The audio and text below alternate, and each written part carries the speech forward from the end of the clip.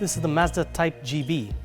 It's the oldest car in the museum. It's extremely rare. I think it's the only one in Europe. It's a direct descendant of the Type DA, which was Mazda's first ever motorized vehicle. And ultimately, Mazda went on to make more than 30 different types of three-wheelers.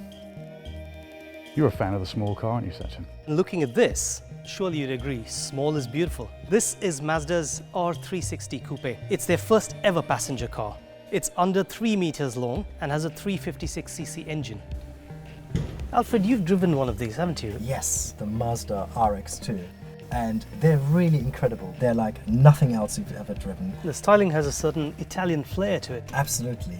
By the 1970s, people were really being mobilized in some style. And under the hood is a rotary engine which manages to produce 120 horsepower out of just 1.2 litres.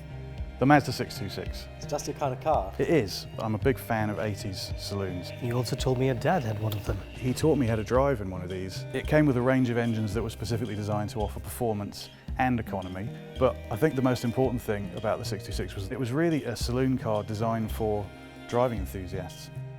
And here we've got two 323 GTs, but they're quite different from each other. This one is a 323F GT. And as you can see, in the 80s and 90s, pop-up headlights were all the rage.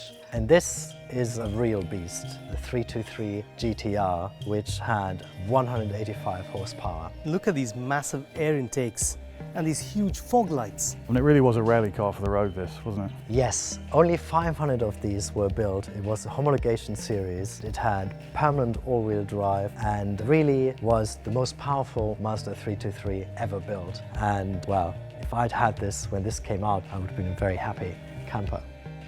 Now this is a rare one. This is a MX-5 coupe. They made around 200 of them, so they are extremely collectible. In fact, I think you could trace the lineage of the new MX-5 RF straight back to this car. Yeah, it really shows the strength of the MX-5 design and that it works as well as a coupe as it does as a convertible. And I've got to say that I think of all the great cars in here, this is my favourite one.